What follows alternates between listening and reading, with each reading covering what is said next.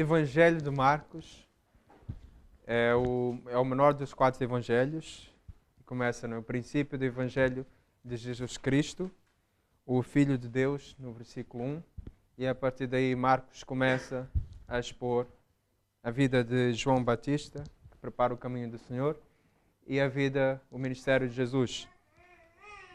Nos 3 primeiros capítulos de Marcos, nós vemos uma ênfase no que estava a acontecer até aqui, a popularidade de Jesus a aumentar, os milagres, os sinais que Jesus estava a fazer, mas também o seu ensino, que desde o início era um ensino de arrependimento, porque o reino de Deus estava próximo. Desde o início do ministério de Jesus, na Galileia, versículo 15 do capítulo 1. E logo no contexto anterior do capítulo 4, nós vemos que nós vemos uma crescente oposição ao ministério de Jesus, em que ele é acusado pelos fariseus de estar a expulsar demônios pelo poder de Satanás. E nós vemos que é concluído esse capítulo 3, logo no contexto anterior, onde nós vamos ler agora, em que a mãe e os irmãos de Jesus vêm lá para buscá-lo. E que entra esse ensino de Jesus, que aquele que faz a vontade de Deus é minha irmã, mãe, e meu irmão, irmã e mãe. Portanto, é nesse contexto de crescimento da popularidade de Jesus, crescimento da oposição do ministério de Jesus, Marcos muda o foco agora para começar a tratar mais de perto do que era o ensino de Jesus para essas multidões e para os discípulos dele. Ele vai fazer isso através de várias parábolas, sendo a primeira delas a parábola do semeador, que vai ser um dos focos dessa pregação, e que nós vamos ver agora com mais detalhes nesse texto. Portanto, vamos começar no capítulo 4, vamos ler os versículos 1 a 20. Diz assim: E outra vez começou a ensinar junto do mar, e ajuntou-se a ele grande multidão, de sorte que ele entrou e assentou-se num barco sobre o mar, e toda a multidão estava em terra junto do mar.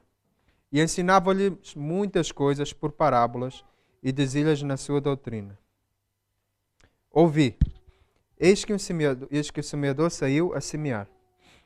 E aconteceu que, semeando ele, uma parte da semente caiu junto do caminho, e vieram as aves do céu e a comeram. E outra caiu sobre pedregais, onde não havia muita terra, e nasceu logo, porque não tinha terra profunda. Mas, saindo o sol, queimou-se, e porque não tinha raiz, secou-se. E outra caiu entre espinhos, e crescendo os espinhos a sufocaram, e não deu fruto. E outra caiu em boa terra, que vingou e cresceu, e produziu 30, outro 60 e outro 100. E disse-lhes: Quem tem ouvidos para ouvir, ouça. E quando se achou o sol, os que estavam junto dele, com os 12, interrogaram-no acerca da parábola. E ele disse-lhes: A vós vos é dado saber os mistérios do reino de Deus, mas aos que estão de fora, todas estas coisas se dizem por parábolas, para que, vendo, vejam e não percebam, e ouvindo, ouçam e não entendam, para que não se convertam e lhes sejam perdoados os pecados. E disse-lhes: Não percebeis esta parábola? Como, pois, entendereis todas as parábolas? O que semeia, semeia a palavra. E os que estão junto do caminho são aqueles em quem a palavra é semeada. Mas tendo eles ouvido, vem logo Satanás e tira a palavra que foi semeada nos seus corações. E da mesma forma os que recebem a semente sobre pedregais, os quais, ouvindo a palavra, logo com prazer a recebem, mas não têm raiz em si mesmos, antes são temporários. Depois, sobrevindo tribulação ou perseguição por causa da palavra, logo se escandalizam. E outros são os que recebem a semente entre espinhos, os quais ouvem a palavra, mas os cuidados deste mundo e os enganos das riquezas e as ambições de outras coisas, entrando, sufocam a palavra e fica infrutífera. E estes são os que foram semeados em boa terra, todos os que ouvem a palavra e a recebem e dão fruto em 30, e outro 60 e outro 100. Portanto, nos primeiros versículos, nós vemos esse ambiente a se formar, em que uma numerosa multidão seguia Jesus à beira do mar, e ele entra num barco e afasta-se um pouco. Jesus usa do barco o seu púlpito para pregar à multidão, para ele não ser sufocado. Ele começa a ensinar por parábolas. O que é que são parábolas? Primeiro, entendemos que parábolas não foi uma maneira nova de Jesus de ensinar. Jesus não foi o primeiro a ensinar parábolas. Era uma maneira já conhecida dos judeus. Parábola traz a ideia de uma comparação, de uma alegoria, uma metáfora, um provérbio, um enigma. E nós vemos que o profeta Natã, por exemplo, usou de uma parábola para confrontar o rei Davi do seu pecado, em 2 Samuel 12. E dessa forma, Jesus também ensina por parábolas. Nos versículos 33 e 34 desse mesmo capítulo 4, fala que com muitas parábolas tais lhes dizia a palavra, segundo o que podiam compreender. E sem parábolas nunca lhes falava, porém tudo declarava em particular aos seus discípulos. Portanto, esse era o tipo de ensino de Jesus às multidões, parábolas. E no versículo 10, nós vemos como Jesus ensina em particular aos seus discípulos, explica o significado aos seus discípulos. E por que ele faz isso? Por que ele ensina por parábolas à multidão e depois só em privado por os discípulos é que ele dá a explicação? A resposta no versículo 11 é que a voz é dada de conhecer os mistérios do reino de Deus. Ou seja, a primeira coisa que nós vemos é que as parábolas não são simplesmente histórias. São ensinos que mostram, que revelam algo sobre o reino de Deus. Era isso que Jesus estava a fazer, estava a pregar o evangelho do reino. Portanto, ele fazia através de histórias, de parábolas, que revelavam essas coisas. Coisas que ainda não tinham sido reveladas até agora, mas passam agora a ser conhecidas. Isso nos remete para o Salmo 78, versículo 2, que também é citado em Mateus 13, nesse texto paralelo dessa parábola, como explicação por que Jesus ensina por parábolas, que diz o seguinte, o texto: abrirei os meus lábios para proferir parábolas e publicarei enigmas dos tempos antigos. Então, essa era uma profecia sobre Jesus. Jesus já ensinar por parábolas. Portanto, cada parábola vai revelar algo sobre Jesus, que é o rei, ou sobre o reino de Deus, sobre a forma como esse reino é estabelecido, como é que ele funciona. E assim, de acordo com a capacidade dos ouvintes, Jesus pregava por meio de parábolas para esclarecer as pessoas acerca do reino de Deus. Então, essa revelação dos mistérios não era para todos. Jesus diz que aos discípulos foi dada essa graça de conhecer os mistérios do reino de Deus. E quem são estes discípulos? É interessante que no versículo 10 mostra que eram mais do que os 12, eram os 12 mais alguns que estavam junto dele. E para isso Jesus explica em particular para que eles pudessem entender tudo. É o que ele vai fazer aqui com essa parábola a partir do versículo 14. Mas para os que estão de fora, tudo se diz por parábolas. Para que vendo vejam e não percebam, e ouvindo ouçam e não entendam, para que não se convertam e lhes sejam perdoados os pecados. Esse é um texto duro para muitos ouvirem. Por que Jesus ensina por parábolas para que as pessoas não vejam, não entendam, não se convertam, não sejam perdoados os pecados? O que Jesus está a querer dizer aqui com esse texto? Né? Primeiro, precisamos ver que isso era um cumprimento de uma profecia também. É uma citação de um texto que está em Isaías, capítulo 6, 9 a 10. É um texto de juízo sobre um povo rebelde, um povo duro, o povo de Israel, em que Deus está ativamente a impedir o povo que não entenda a palavra para que não se convertam nem sejam salvos. E Isaías pergunta nesse texto: até quando, Senhor? E Deus diz: até que sejam destruídos e sobra apenas um pequeno remanescente.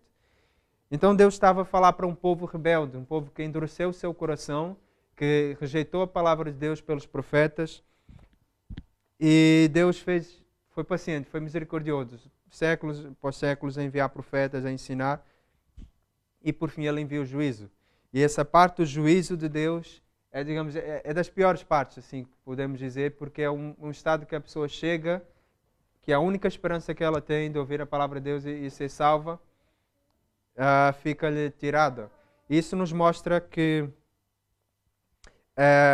o juízo de Deus veio sobre aquela geração, sobre aquele povo, estava profetizado em Isaías, mas por outro lado, isso sendo tanto tempo antes de Jesus, no tempo de Jesus, nós vemos isso acontecer com a vida dos fariseus, dos líderes religiosos da época. Porque nós vemos no contexto anterior no capítulo 3, em que Jesus está a trazer um alerta muito importante sobre um pecado imperdoável, o pecado da blasfêmia contra o Espírito Santo, em que os fariseus acusam Jesus de estar a atuar sobre o poder de Satanás. Então é nesse contexto que que Marcos escolhe aqui introduzir esse ensino de Jesus das parábolas, mostrando que também há uma conexão com o que os fariseus estavam a fazer. Os fariseus eram de fora, não eram do reino de Deus. Portanto, eles rejeitavam a palavra de Deus, eles estavam impedidos de ouvir e entender essas parábolas. Estavam a cometer esse pecado imperdoável de blasfêmia contra o Espírito Santo. E quem é aquele que nos dá entendimento da palavra, senão o Espírito Santo? Então, se eu estou a fechar o meu coração para aquele que pode me iluminar, as parábolas não vão fazer sentido, eu não vou entender, não vou converter, não vou ser perdoado, não vou ser salvo. Portanto, esse é um alerta para essas pessoas que, vez após vez, ouvem a palavra e escolhem endurecer seu coração, se recusam a crer. Pode haver um tempo em que não vai haver volta, que vão cair sobre esses juízos de Deus, em que eles não vão mais conseguir entender a palavra de Deus e depois não há mais volta, não há mais arrependimento. Portanto, a parábola vão ter esses dois propósitos. Não é? Por um lado, elas revelam esses mistérios para aqueles que recebem graça para ouvir e, por outro lado, trazem juízo para aqueles que, para os demais, né, que rejeitam a pregação da palavra.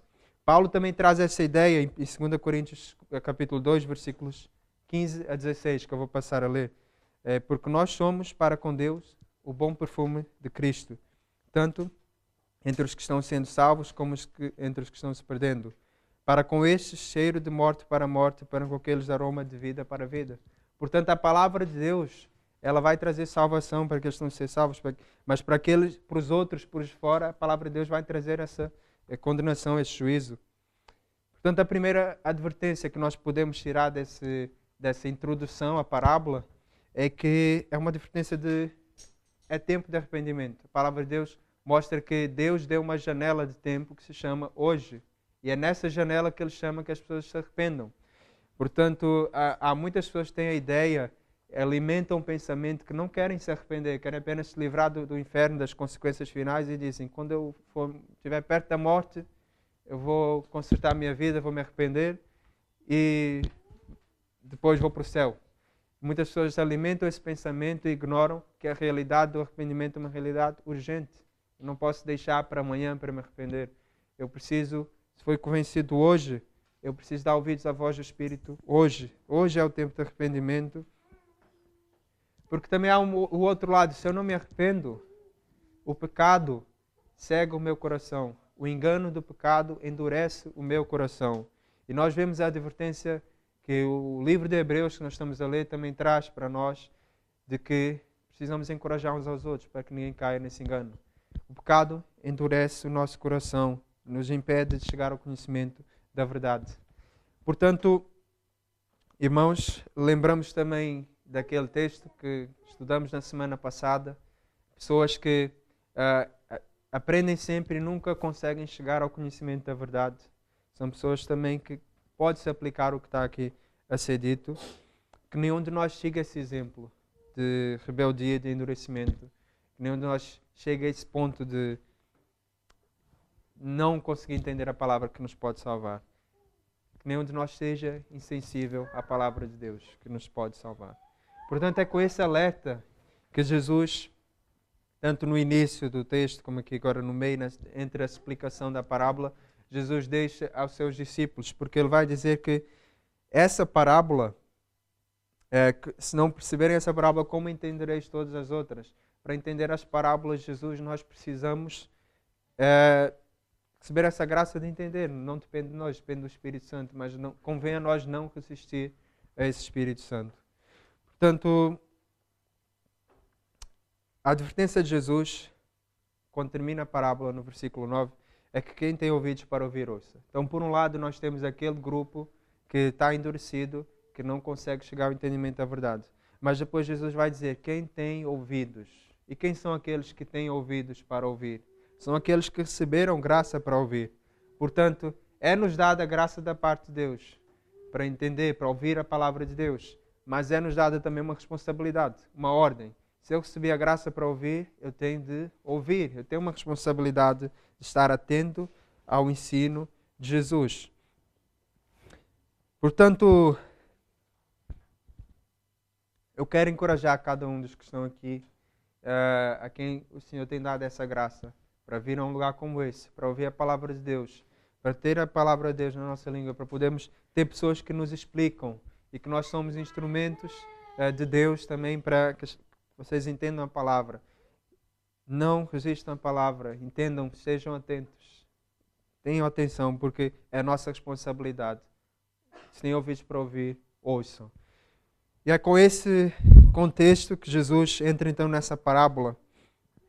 A parábola conhecida, parábola do semeador ou da semente, que é contada nos versículos 3 a 8 e explicada mais à frente nos versículos 14 a 20. Uma explicação dada em particular aos discípulos, enquanto a parábola é contada a toda a multidão. E o que é que essa parábola vai dizer? Jesus começa por dizer que um semeador saiu a semear e que essa semente é a palavra. Essa expressão vai se repetir várias vezes. A palavra, semeia a palavra, e vai se repetir até o fim da explicação de Jesus. Portanto, essa parábola é realmente uma introdução para todas as outras. Essa é a ilustração do próprio ministério de Jesus. Porque quem é o semeador da palavra, senão o próprio Jesus? Quando ele está a dizer, o semeador saiu a semear, ele está a falar de si próprio. Ele saiu a semear, ele saiu a lançar a palavra para as pessoas. Enquanto ele contava essas parábolas, ele estava a lançar a palavra. Como mostra o versículo 33, com muitas parábolas tais, lhes dirigia a palavra. Ele falava a palavra às pessoas. Com isso. Um fato interessante sobre a agricultura da época, porque essa é uma parábola sobre agricultura, e se nós entendemos como é que se processa a agricultura, o plantio, nós conseguimos entender melhor o que é que Jesus queria dizer. E naquela região, eles primeiro lançavam a semente e depois passavam o arado pela terra. Então o semeador lançava a semente e por isso a semente caía em alguns tipos de solo, como a beira do caminho, alguns solos espinhosos, alguns solos rochosos e finalmente uma boa terra que iria frutificar. A beira do caminho é um lugar onde passavam, sendo um caminho, né? O caminho passam pessoas, passam animais. É uma terra muito dura, muito batida, portanto não é uma terra frutífera. E nós sabemos que quando nós fazemos uma estrada, a estrada precisa ter movimento.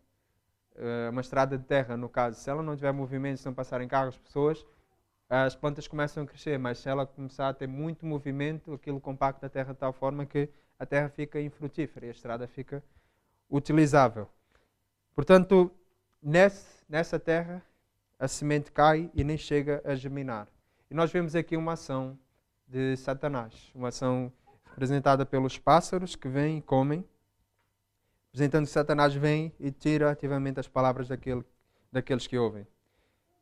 Então a palavra chega a essas pessoas que não entendem nada, portanto não têm nenhum efeito.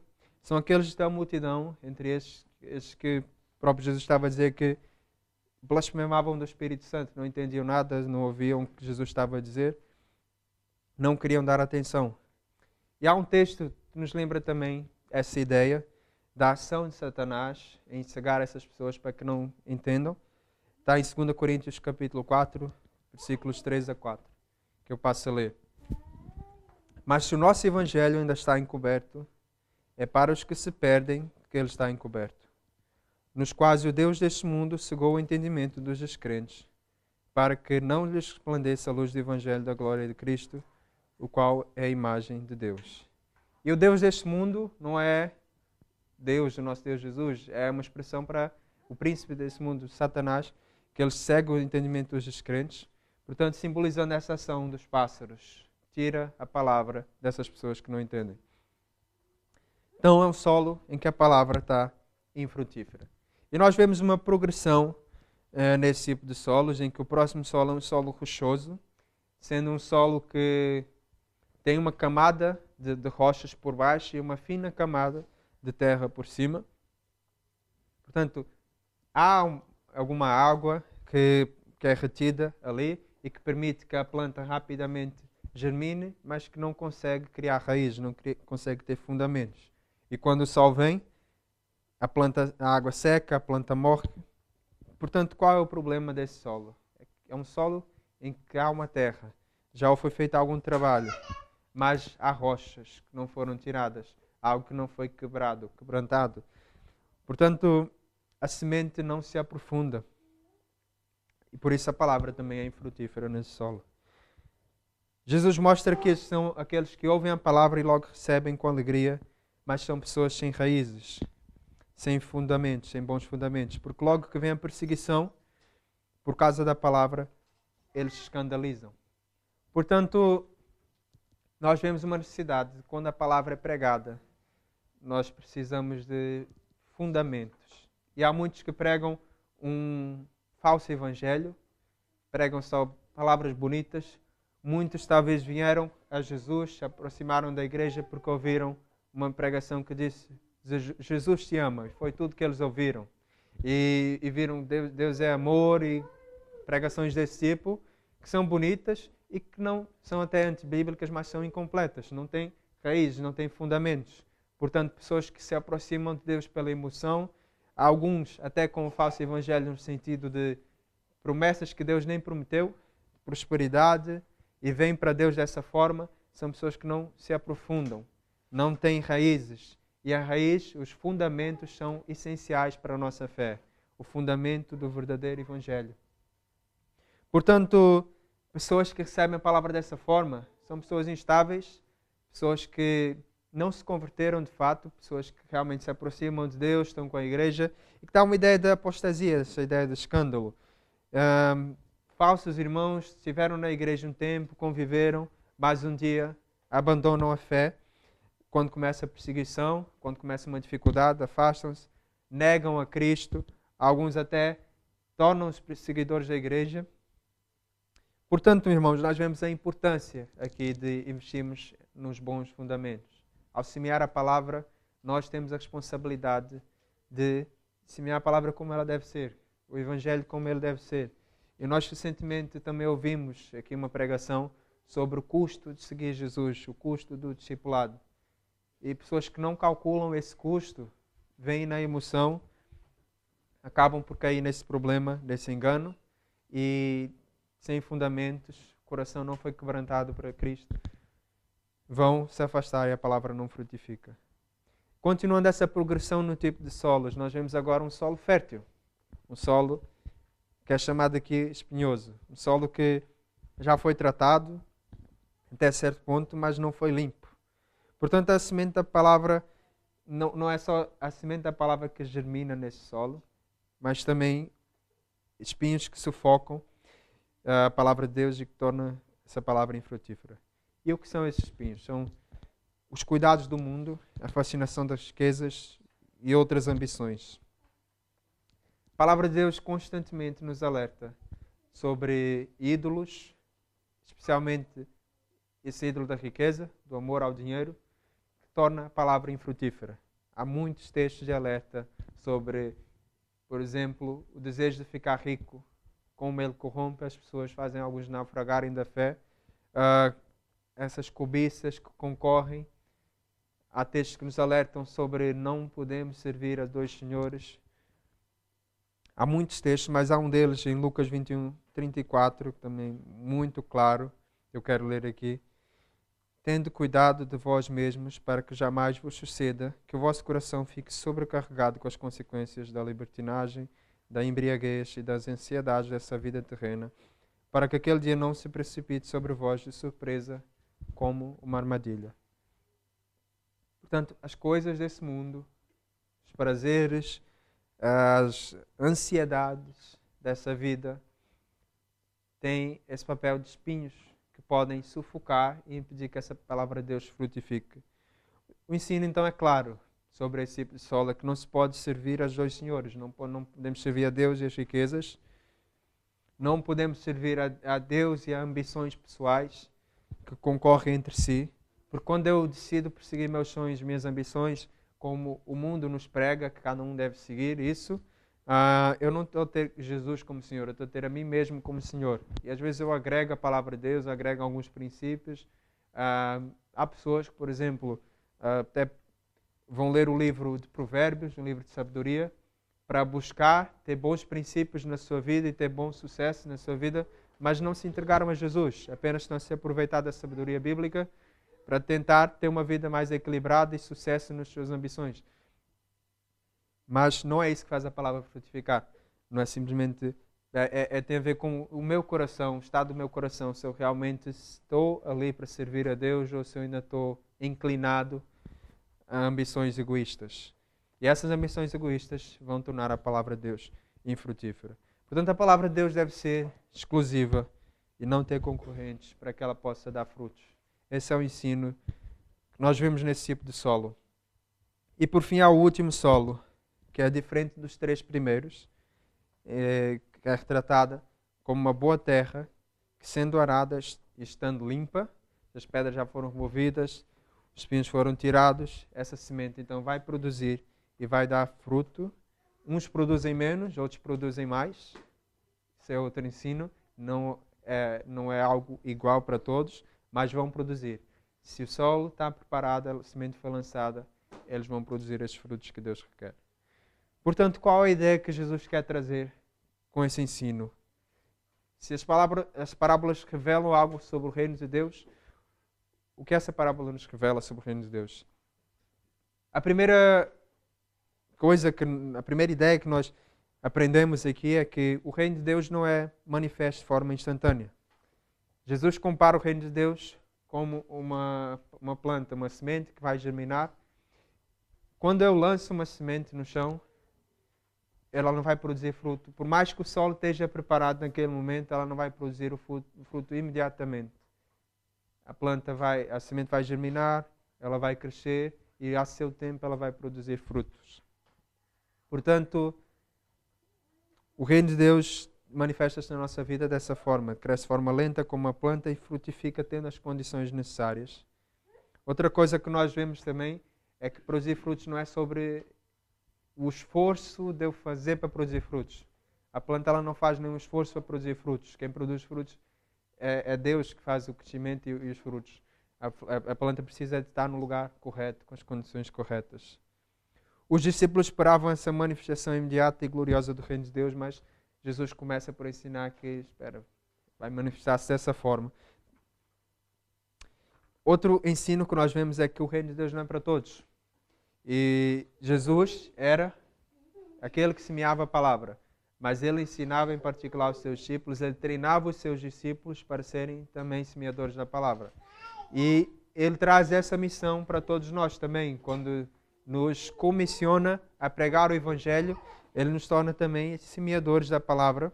Portanto, nós devemos entender e não desanimar quando há pessoas que ouvem e não entendem nada, em que Satanás vem e rouba a palavra. Há pessoas que ouvem, mas estão endurecidas. Há pessoas que ouvem, mas estão divididas. Nós vamos encontrar todo tipo de pessoas, mas nós lançamos ainda assim a semente e não devemos desanimar. Pregar a palavra e não desanimar. E a terceira ideia é que o reino de Deus exige um preparo. Então lembra que eu comecei aqui na introdução por falar de como o livro do Evangelho de Marcos começa. Ele começa o princípio do Evangelho de Jesus Cristo e logo a seguir fala de João Batista. Por que Marcos não começa a falar de Jesus? Ele começa a falar de João Batista. Porque João Batista é essencial para o Evangelho. João Batista fala de preparar o caminho do Senhor, para que quando Jesus se manifestasse, ele encontrasse um povo preparado. E como é que João Batista preparava o caminho do Senhor? Ele pregava o batismo de arrependimento.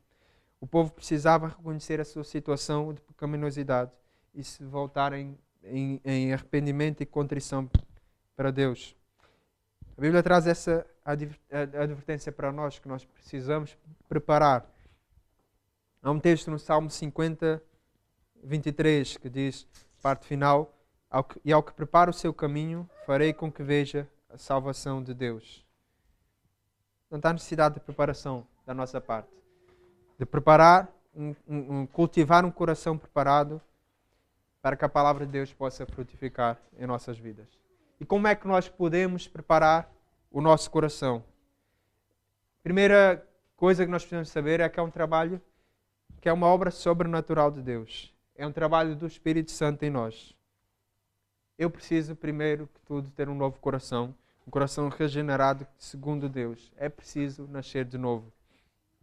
E esse nascimento ocorre por ação soberana de Deus. Quando nós cremos, nós cremos, somos salvos. É uma obra da fé. Portanto, é preciso entender isso. Se a pessoa não nasceu de novo, não foi salva, não tem esse novo coração, esse trabalho todo, ela nunca vai frutificar sem passar por esse primeiro passo. Portanto, o Espírito Santo opera esse milagre no coração, mas o Espírito Santo usa a palavra de Deus. A palavra que é viva e eficaz, a palavra que é a espada do Espírito. Essa semente, que é a palavra, ela só germina em solo preparado, mas ela também é usada para arar a terra, porque é através da palavra de Deus, da pregação da palavra de Deus, que as pessoas vão ser salvas. Portanto, eu preciso entender que a frutificação é um processo, ainda que a pessoa não esteja com o solo do coração preparado, eu preciso pregar a tempo e fora de tempo. Eu preciso pregar para que a pessoa esteja preparada para ouvir, para entender e para frutificar futuramente através da palavra de Deus. Para os que são de solo rochoso, nós precisamos usar a palavra para cultivar um coração quebrantado. Então lembram, João Batista, era isso que ele fazia com esse batismo de arrependimento, era as pessoas reconhecerem que precisam de Deus. Então se é um coração quebrantado, a palavra não vai frutificar nunca na minha vida, porque Deus resiste os soberbos. Então se eu estou se essa resistência existe, a palavra não vai frutificar, a palavra de Deus não vai frutificar. Portanto, começa por aí, eu preciso nascer de novo, preciso ter um coração quebrantado, um coração contrito, para o qual Deus se atenta, para o qual Deus vai olhar para nos restaurar, para construir algo novo. É preciso ter fundamentos, é preciso meditar no verdadeiro Evangelho. É preciso olhar quais são as bases da minha fé. A Bíblia traz muita coisa, muito ensino, alguns para pessoas que já são salvas, alguns para alertas, para descrentes, mas o que é que realmente é o Evangelho? Qual é a essência do Evangelho? Eu preciso estudar a palavra, extrair e ter isso bem estabelecido, porque há muitos que vão usar a Bíblia para pregar, como ouvimos também na semana passada, vão introduzir ensinos destruidores, mentiras, heresias.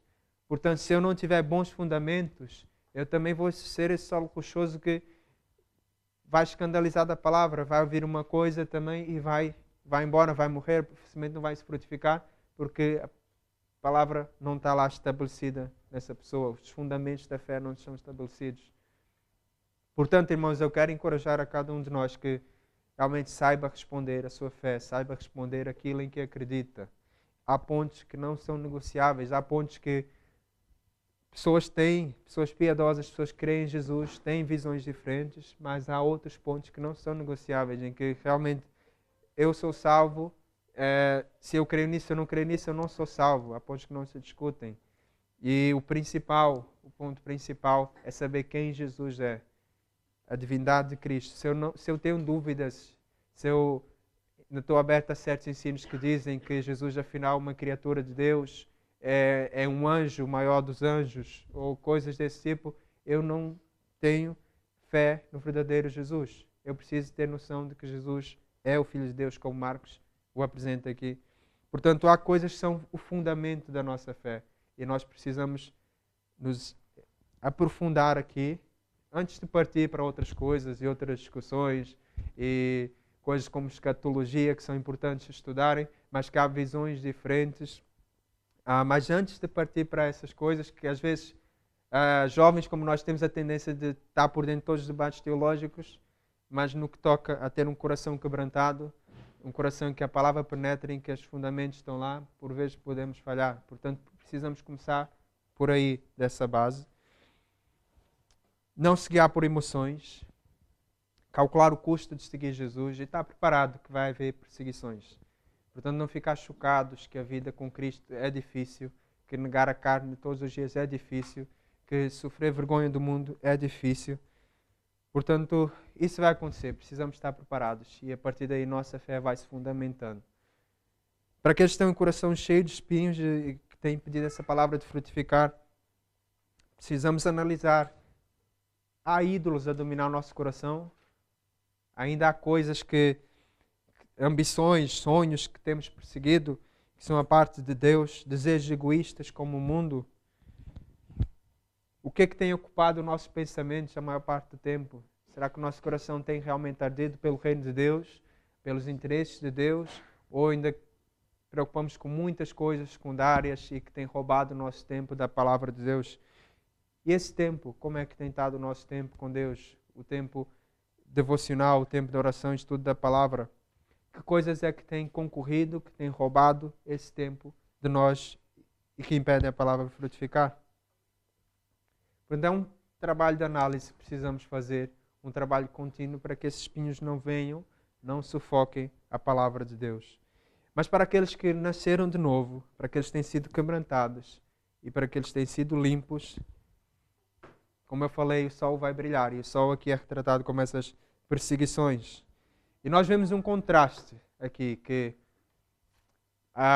o sol, no solo rochoso, faz a planta se secar e morrer. Mas o sol, no solo bom e preparado, faz a planta crescer e frutificar. Portanto, o sol não é mau. O sol não é mau. As perseguições não são más. As perseguições são parte essencial do nosso processo de crescimento. E elas vão nos purificar, vão revelar quem são os verdadeiros. Purificar nesse sentido. Vão revelar quem são os verdadeiros que permanecem e quem são os falsos que vão embora. Portanto, as perseguições na igreja, dentro da igreja, vão trazer esse papel purificador também. De nos ajudar a perceber quem são realmente os de Jesus, os que permanecem. Portanto, irmãos, eu quero encorajar a perseverança. E quero encorajar cada um dos que estão aqui a ouvir que percebam, primeiro, se já nasceram de novo, se já passaram por esse processo, se têm preparado o seu coração para receber a palavra de Deus, mas se já nasceram, se têm essa base, essa confiança em Deus, vamos analisar, será que a nossa vida tem ou não produzido frutos? Eu preciso manter o meu coração limpo e não limpá-lo apenas uma vez no início. Portanto, também essas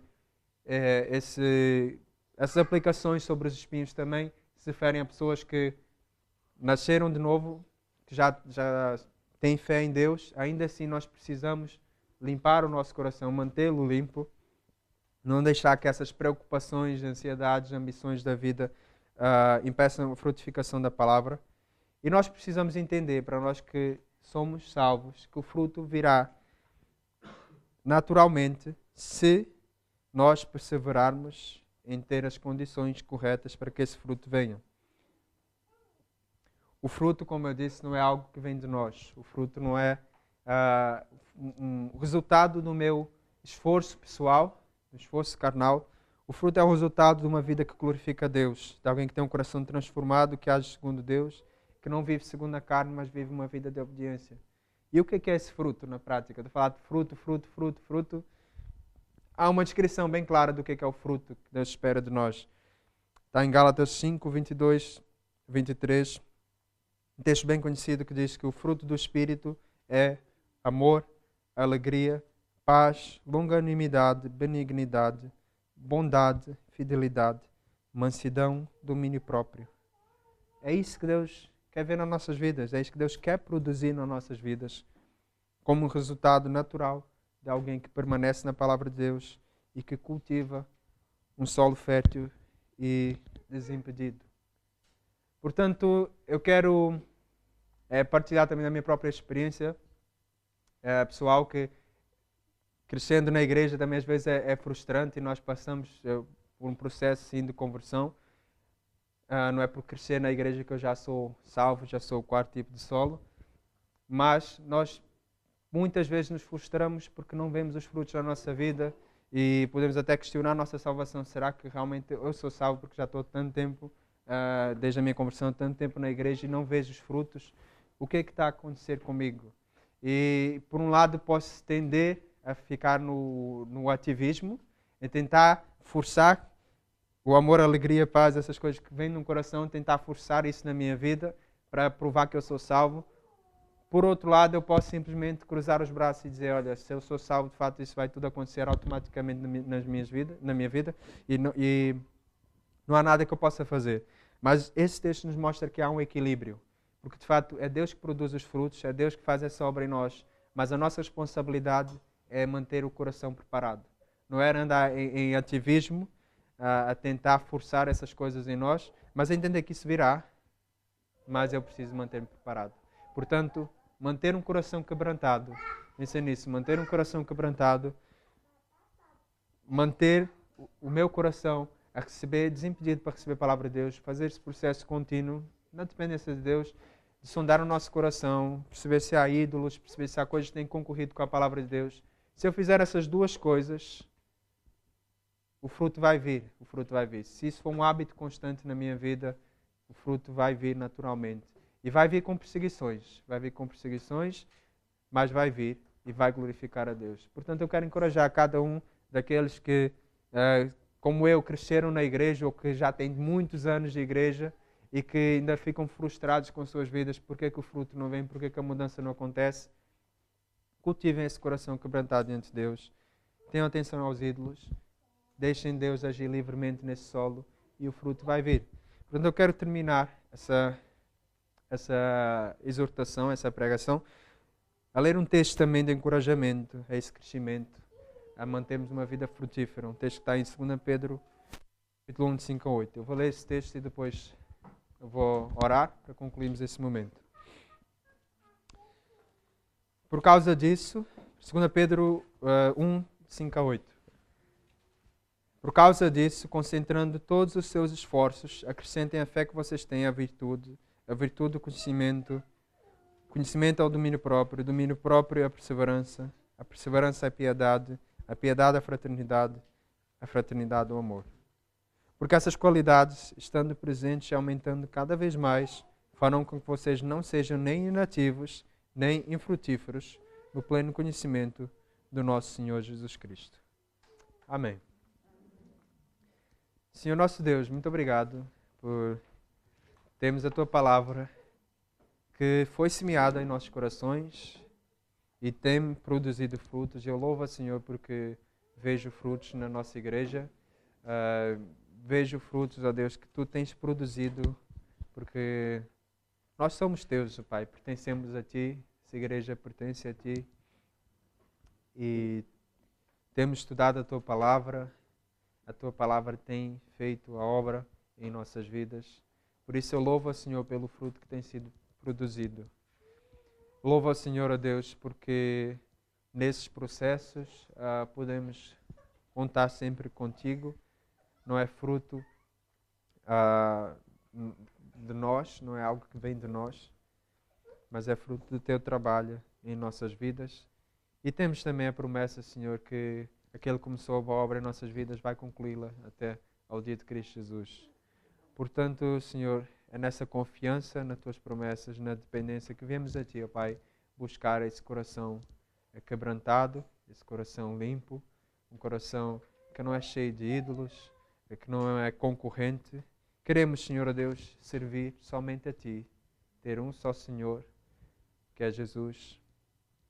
Não queremos servir ao dinheiro, não queremos servir às ambições dessa vida, aos prazeres dessa vida.